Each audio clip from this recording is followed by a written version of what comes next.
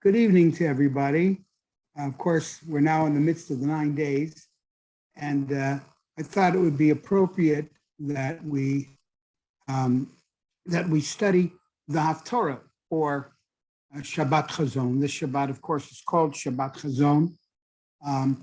As I've mentioned many times, the term Chazon is unique. The shorish of the word Chazon is Chet Zayin Hey, which means to envision, to see something. So, for example, we say in Shmona Esrei,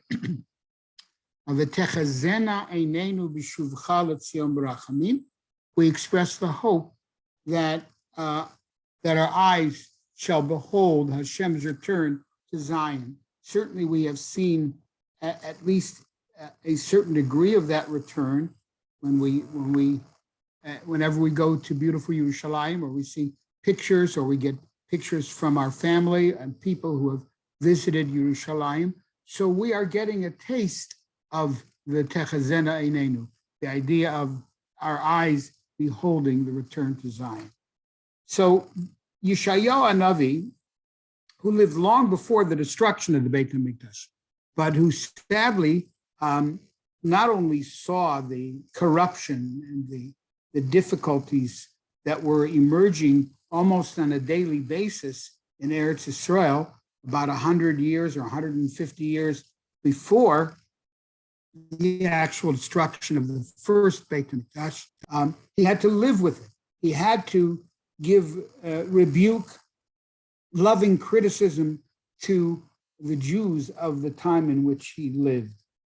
Now, when we talk about the disintegration of a society, this evening, I'd like to talk about two elements to that.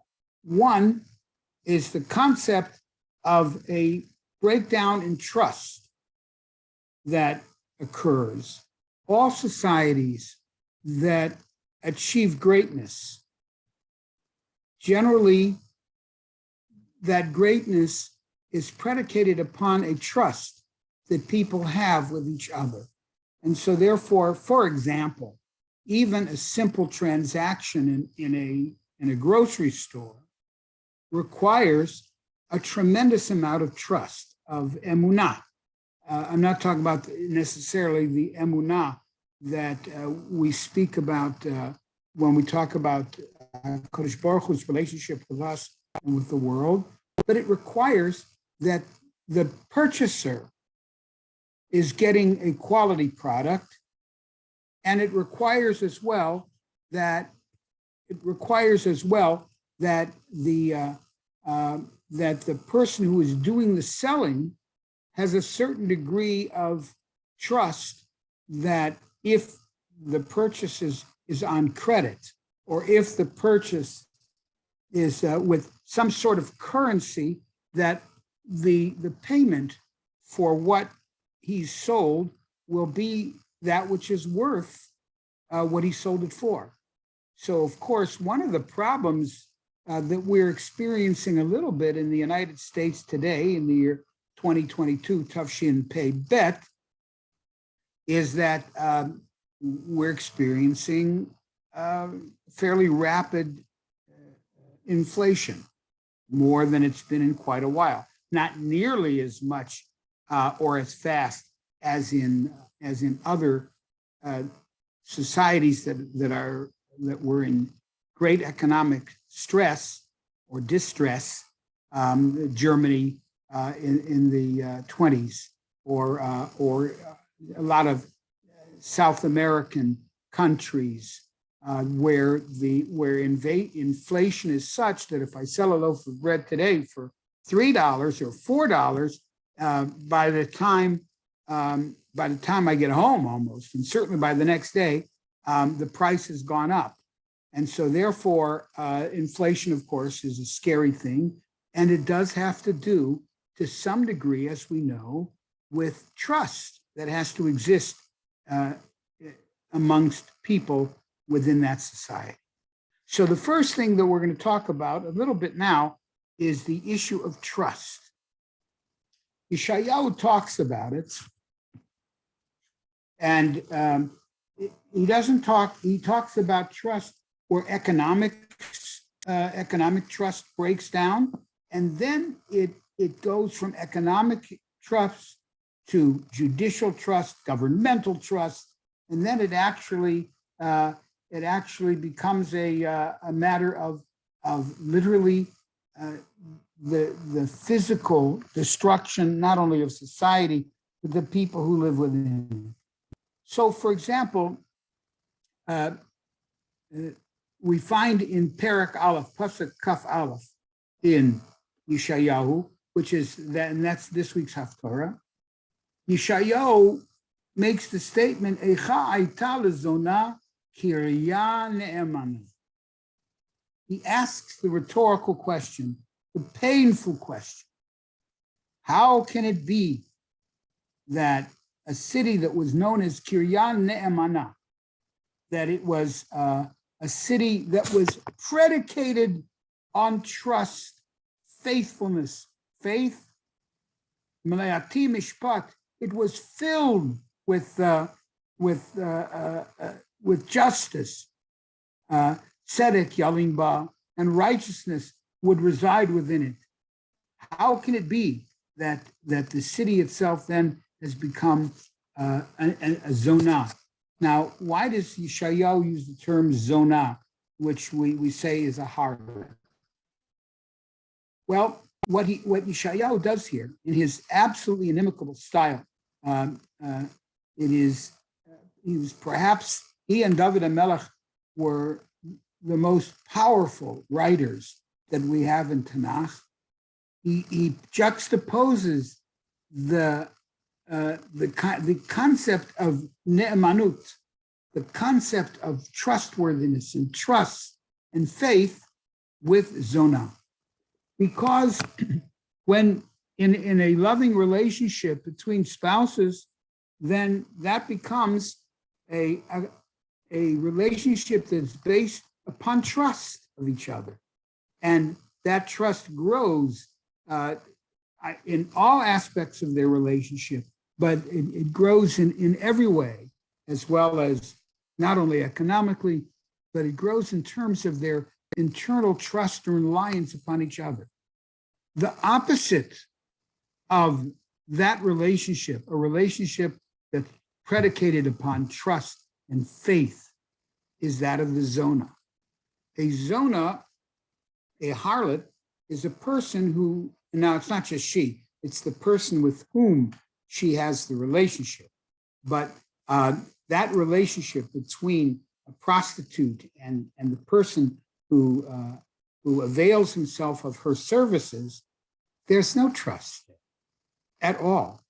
Each is using the other to fulfill some perceived need or a desire on their own. He, because he wishes to fulfill a sexual desire. She, because she uses him to get money. So he, the person who avails himself of the zonah, that person merely does it for his own pleasure. She really means nothing to him. She is just an it, a means by which he can get his pleasure. And he, for her, is just an it.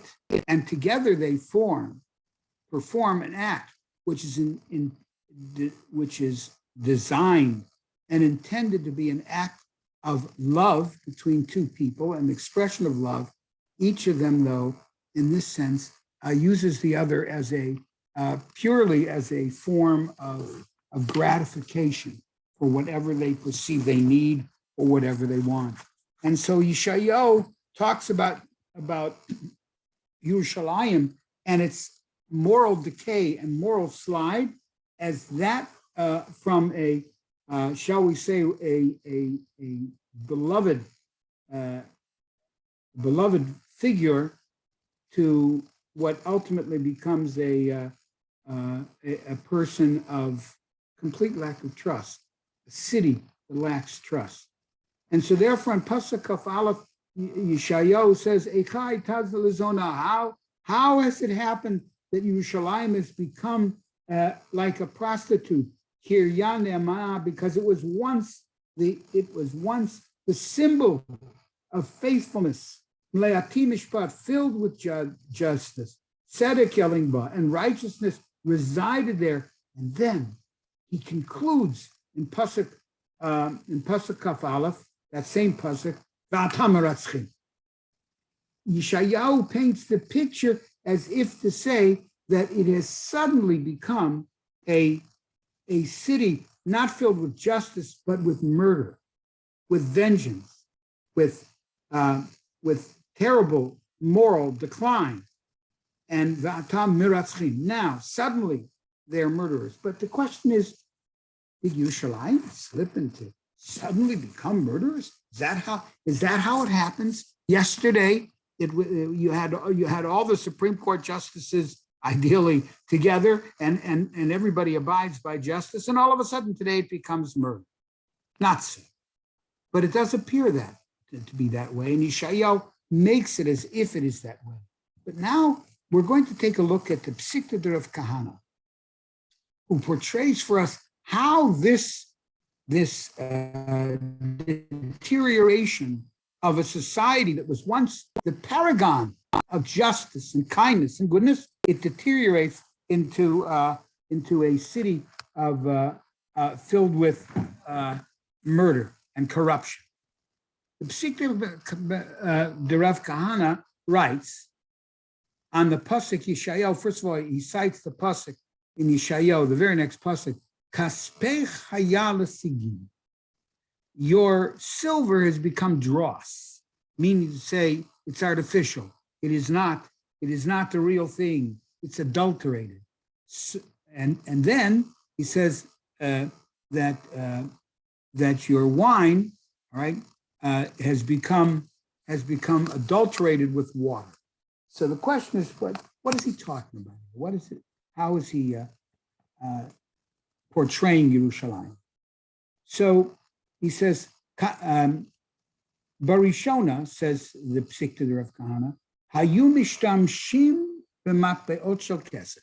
He said it used to be that when people actually there were places where money for exchange, for tender, was made in private locations. So you would buy, a kilo of silver, and then from that you would make coins, and each of those coins would be worth a certain amount.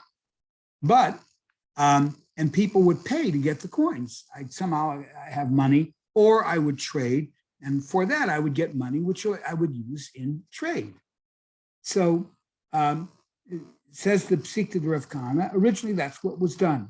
Kivin sheravu ramayim, once thieves and deceivers began to overwhelm the city,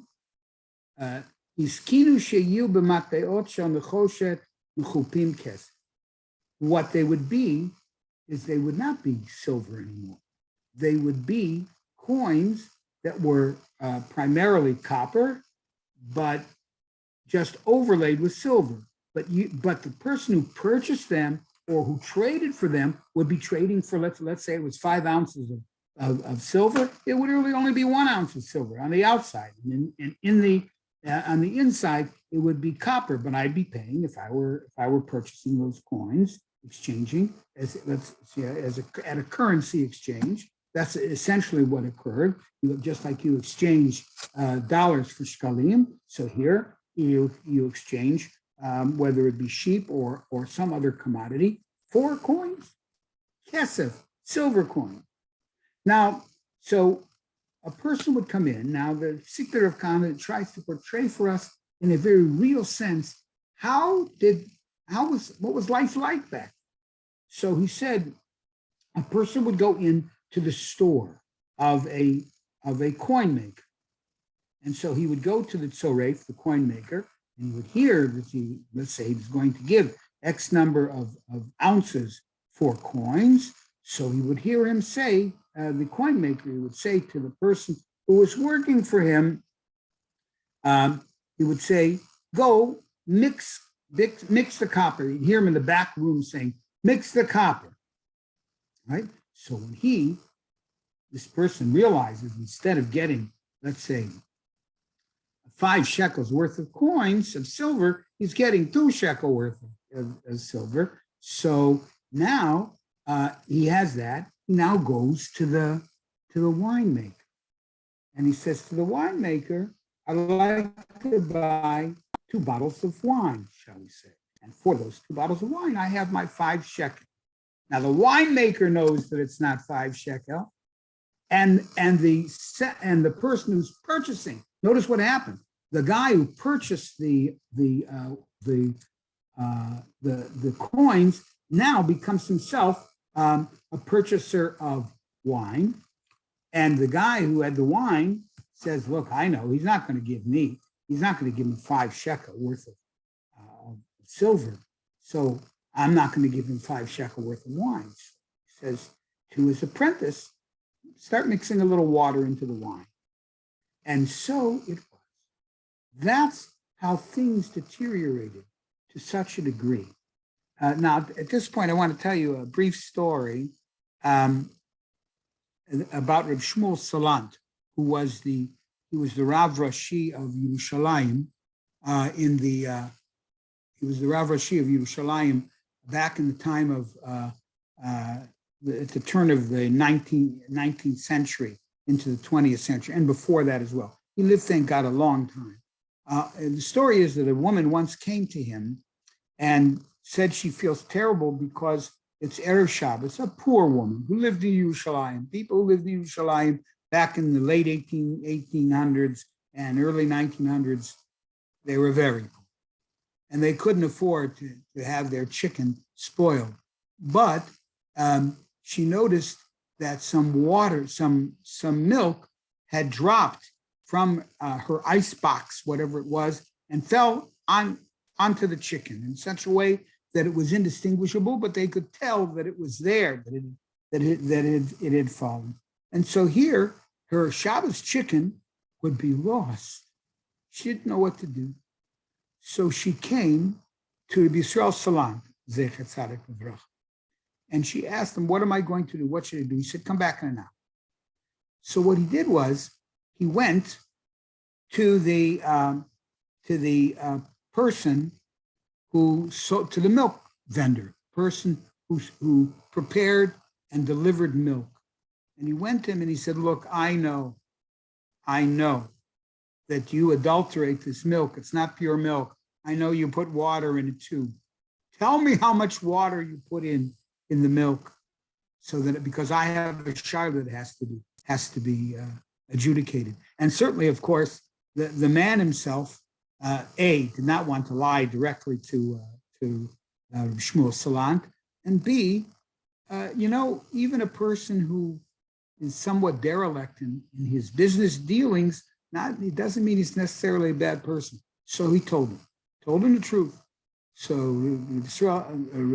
Shmuel Salant came back to the lady at the prescribed time, and he said, "You can have the chicken," because he knew that the milk had been adulterated. So sometimes it works out well, but in the time of Yerushalayim, it didn't. And so that was the first thing. And Nechama Leibowitz writes here. She says, here we are talking about, this is what Nechama wrote, here we are talking about everybody has the same fate in Jerusalem. They all had one tragedy. It was one big economic tragedy that affected every one of them. Because here we're talking about, she said, about a situation where everybody was deceiving the other person. The purchaser pays with money that isn't real money. And the person who pours the wine and prepares the wine is not giving a complete element of wine that the person is supposedly paying for. So therefore, every single person thinks about himself and thinks only about his profit. The Eino Ela Mafsid. By thinking only about what he'll profit, he of course ultimately loses. Now, in addition, so that's what I'd like to talk about. The Psikta of Kahana also deals with justice too, how judgment was corrupt, because a person would know, moving from the economic aspect of society to the justice side of society. it would be that people would actually have to go to a court. It's not like here the courts were located in a specific situation, a specific place. Like, for example, here you have, whether it be downtown or, of course, in our local courts, and it doesn't matter whether it's Skokie or Cook County, we have courts that are around that are available for people.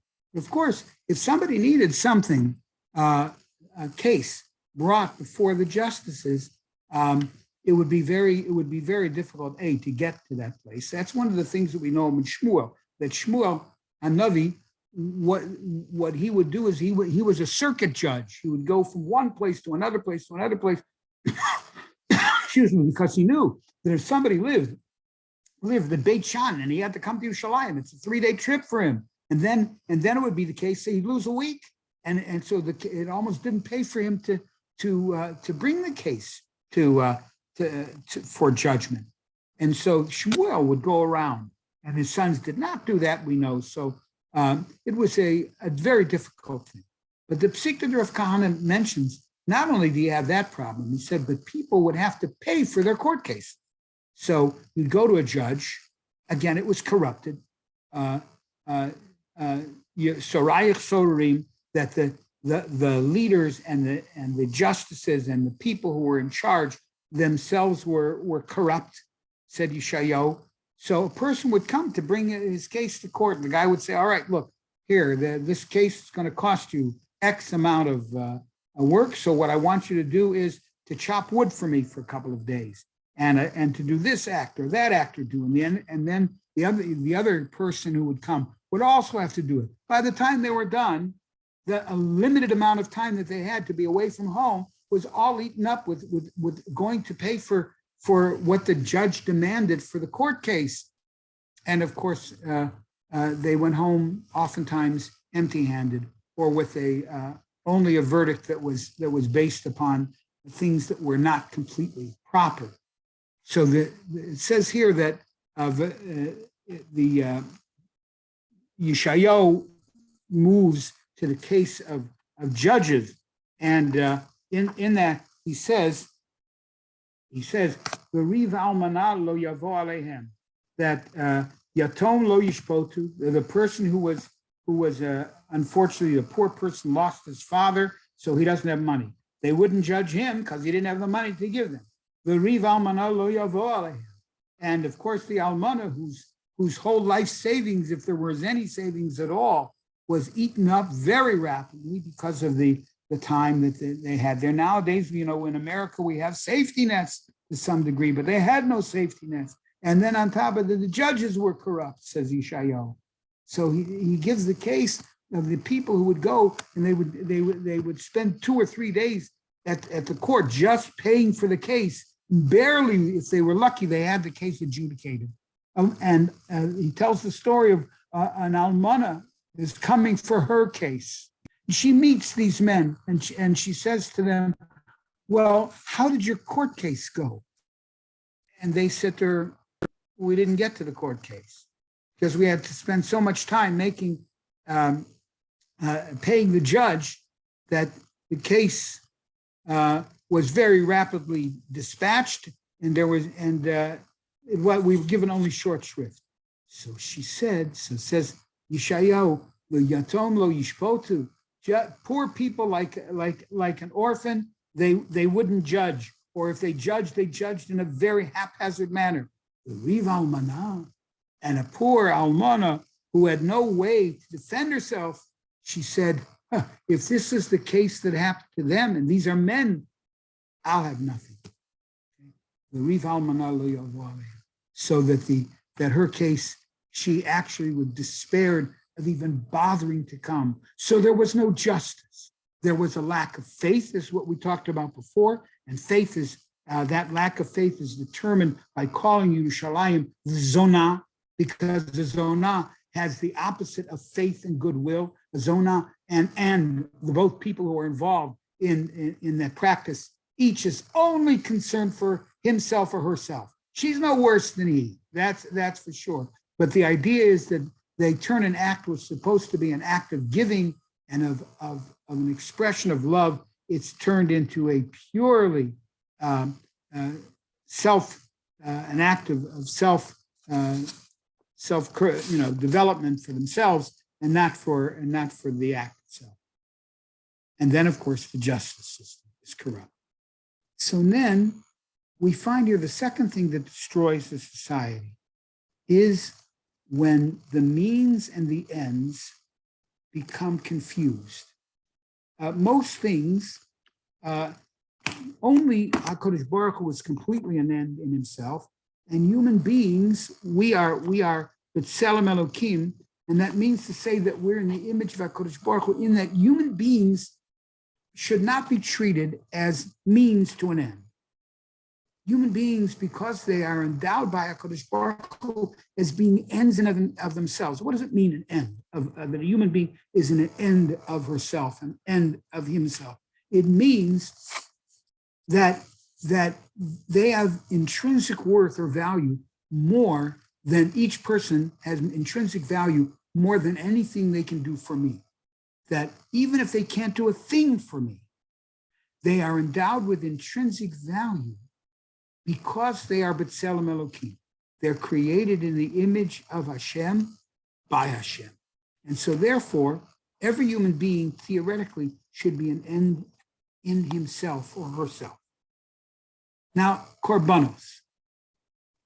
One of the main things we see the Jews, first of all, on the one hand, Jews who brought korbanos for the right reasons performed exceptional acts. But we also see that many Jews lived the life of sin and bring a korban, so that the korban, which is to be a means to an end. What does that mean? The korban is an instrument by which I get closer to HaKadosh Baruch Hu. That's the shorish of the word korban, karov. I get closer to God because I'm bringing this korban properly. How do you bring a korban properly? It's associated with tshuva. If a korban is brought with no tshuva, so it is a meaningless enterprise. So HaKadosh Baruch Hu says, in the words of Yeshayahu, he says, Lama li rov zivchechem yomar Hashem. What do I need all your korbanos for? The non-Jewish world misinterpreted, especially the Christian world, misinterpreted that phrase as being that God does not want korbanos. No, on the contrary, we got Eretz Yisrael because of the korbanos. And we survive as a nation because of our fealty to God, which is expressed through the korbanos. But when Hashem says, Lama li rov zivchechem yomar Hashem, what he's saying is, it is not the volume of korbanot that matter. It's the quality, not the quantity. It's the quality of the korbanot that you are to bring. And so therefore Yeshayahu said, speaks in the name of HaKadosh Baruch Hu, and he says, I don't need all your korbanot. You think it's making me better? It's not. That's definitely true. Even though we're supposed to bring korbanot, it is to make us better, to make us closer. And so for the Jews back then, and very often it becomes, unfortunately, it becomes, the korban became an end in itself. How many korbanot did you bring? Oh, very nice. You brought 3. You brought a fat ox, and you brought this one. That's not the purpose of korbanot. And with this, I want to conclude by saying the difference between rituals and ritualism. Rituals are a very important part of Judaism. It's what keeps us together. Just as my ancestors made Havdalah, the same Havdalah I make Havdalah. It's a means to make me better. It's a means, whether it's the putting on a tefillin, whether it's Shabbos, all of the rituals that we perform, the acts that we associate with HaKadosh Baruch Hu, those are all means to an end. By doing these acts, ideally we become inspired to become closer to HaKadosh Baruch Hu and closer to our fellow man. That's the objective of all of the mitzvah. As I say, it doesn't really matter what the mitzvah is. They are a means to an end. But unfortunately, often I think many of us, if even for a short period of time, sometimes we confuse rituals as means to an end with ritualism, when the ritual becomes an end in itself. Did I put on my tefillin today? Okay, check it off. Did Did I make sure they ate a kazayas of matzah? Check it off. But if the mitzvah of eating matzah does not inspire us to think more about not enslaving other people verbally or in any other way, it's just a matter of I am supposed to eat a kazayas matzah and I eat the kazayas of matzah, then that ritual, which is supposed to be a means to an end, and again, it doesn't matter what the mitzvah is, right? It becomes an end in itself. That's when Yeshayahu says, Lama li rov zivchechem, Yomar Hashem. What do I need? If you think you're fulfilling one of God's needs by doing these rituals, you're wrong. By doing these rituals, HaKadosh Baruch Hu gives us the opportunity to get closer to HaKadosh Baruch Hu. And finally, at the very end, Yohan Navi says, Sion b'mishpat tipadeh v'shaveh b'tzedakah. Sion, not just Eretz Israel, but then he was talking about Sion. How will it be redeemed? How will it be redeemed? By purely the volumes of things that I do? Or will it be done through mishpat? Will it be done through making sure that I only have what belongs to me and I don't have what that belongs to somebody else? And when I'm a judge, am I making sure that I'm dispensing justice and not just filling my own pockets? So Tzion b'mishpat tibadeh. Yeshayahu says, if you really want to know how Tzion and the people of Tzion will be redeemed, they'll be redeemed through justice, making sure that each person gets what she or he is deserving of. The shaveh and those who do tshuva b'tzedakah. It is through the concept of righteousness, the concept of making sure that I'm living a life by making the world a better place in which to live. I'll conclude by saying the Gemara talks about the destruction of Yerushalayim. The Gemara offers many different opinions as to why Yerushalayim was destroyed. One of the reasons is she'amidu dinehem al din Torah. One of the reasons that Yerushalayim was destroyed was because they insisted in their courts very often. They only looked at the law itself. What is the law? But the law itself is also a means to an end. Of course, there's an element of being an end in itself, but it is also a means to an end. And if I dispense justice, and therefore like the poor man owes the rich man, and I say you have to pay, and I stop there, and I say that's the law, we're done, and I don't take care of the needs of the poor person that is being judged. All right, I have no right to make to judge a poor person to be correct if he's not. Now, once they both leave the court, as a judge, as a person in Klal Yisrael, how do I rectify the situation that this poor person can somehow alleviate the poverty that is making his life endless misery? So therefore, she'amidu dineim al din Torah. They were satisfied by just saying, "Oh, that's the law. The rich guy gets it." Or no, we have to be careful and concerned about the suffering, the emotional suffering, as well as the economic suffering of all of Klal Yisrael. Be'ezrat Hashem, we hope to be able to see that this will be the last Tisha B'Av, and maybe even before that, but that we recognize, number one, that we don't want to turn rituals into ritualism where they become ends in themselves. Number two, trust is so important that we want to make sure that we're living a life where people can trust us in what we say. And finally, we don't just ask, is the din dispensed? But we ask, has society become better because of me as a judge or me as a person? Is society better? And if it's not, what can I do? Because Tzion b'mishpat tipadeh v'shaveh b'tzedakah. Ultimately, there has to be the element of tzedakah that's a part of our lives. Okay, everyone. Mi'at Hashem, wish everybody a good Shabbos, and that hopefully we will then meet again next week. Okay, thank you. Good Shabbos. Have a good Shabbos, and this would be the last Tzom of Tisha B'Av. Good Shabbos. Good Shabbos all. Good Shabbos. Shabbos, Michael. Shabbos. Shabbos.